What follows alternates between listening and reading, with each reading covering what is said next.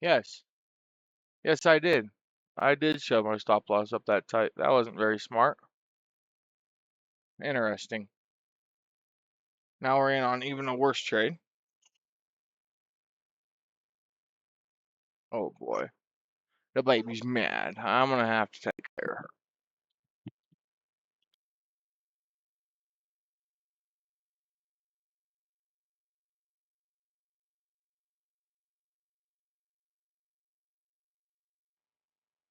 Now, I don't like how ES is driving up and taking or making new all-time highs, and ES is stuck underneath this breaker right here, or NQ. What did I just say? ES is making new highs. NQ is stuck below this breaker or at this breaker. So I'm just gonna be out. Not upset with being down on the day. I shouldn't have been down. I moved my stop loss up way too tight. That was silly of me. But let's just sit on our hands and wait for something obvious to appear.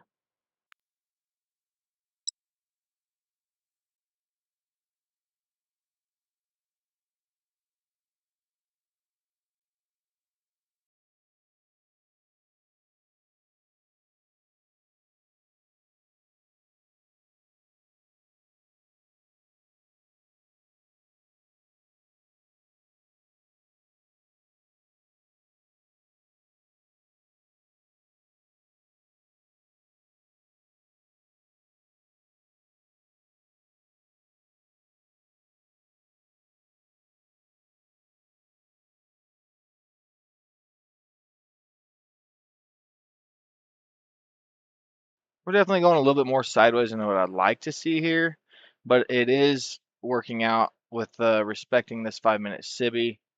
And the reason why I like that 5-minute SIBI is because when we created this 5-minute SIBI, we also closed below this 5-minute inversion for value gap after trading into liquidity and a 5-minute bearish breaker. Therefore, as per my rules, this trade could reach down below this low down here, which is a 3 to 10 low overnight range. So, overnight low. Actually, sorry, that is not true. 930 open is that low there. So it is the 930 low. See if we're able to get this pushed down. I'm watching the 5-minute chart here. We have 2 minutes for this 5-minute close.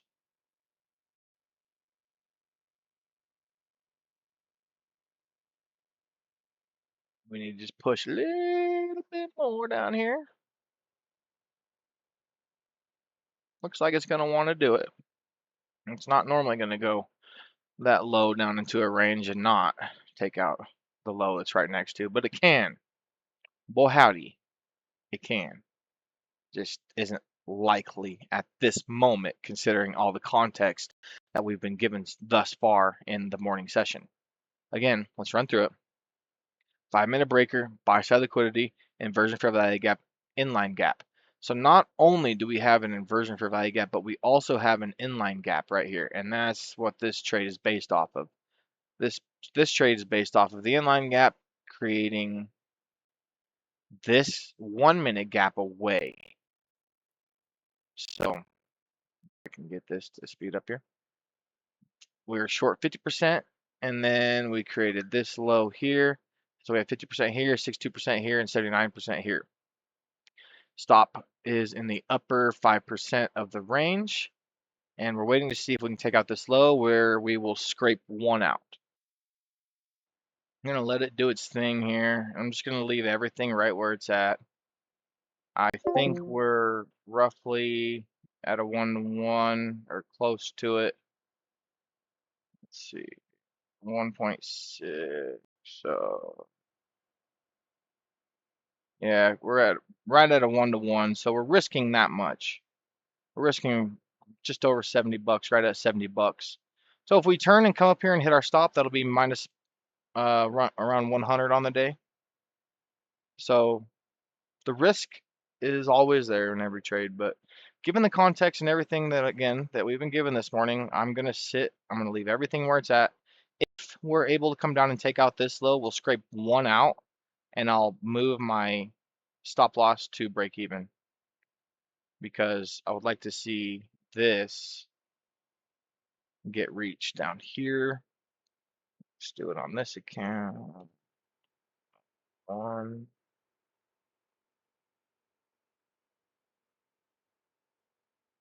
limit. I definitely like how we're looking here. Okay, that's gonna do that for that.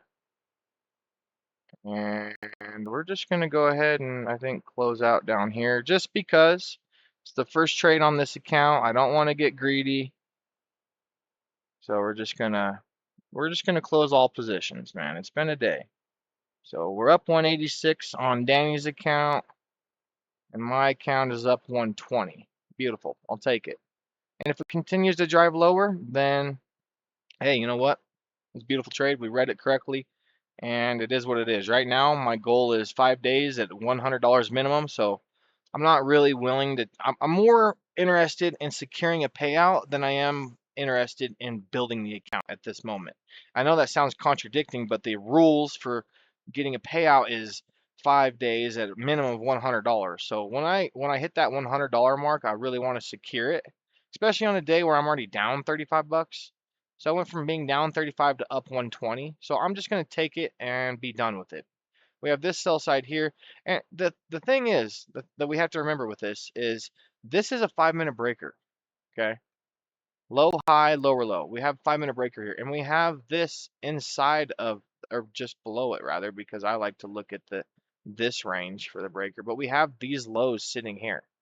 So it's not something that I want to gamble with right now. So I'm okay with just taking that and being done with it. So all in all, beautiful trade, beautiful day. We'll come back and review this later, but again, just for reference, for myself and whoever else might see this for whatever reason, moral of, or the reason behind this trade was 5 minute breaker. We could not get through it. Let me go out to the 5 minute chart because that's where this came in at. We have a 5 minute breaker, buy side liquidity just under it, 5 minute inversion for leg gap, and 5 minute inline gap. We trade up into that gap. And then after doing that, we created a 1 minute SIBI right here. So I set, first of all, my short at 50% here. And then I did not change or set anything else. But as price is up here, I went ahead and manually hit short again while we were in the OTE area and took out everything down here. So to me, trade done, day done. We're not going to push it. And it's beautiful. Beautiful when it works out like that. ABC 1, 2, 3. I'm going to go ahead and let the recording continue a little bit longer just to see if this is going to play out and actually push down below here. But for me, personally, I don't need anything to happen. I never do, even when I'm in a trade. Because price is always going to do what price is going to do. But as far as completeness sake, I'm going to let this recording go for at least another 30 minutes until lunch. Right now, I'm feeling pretty damn good about taking out below this low.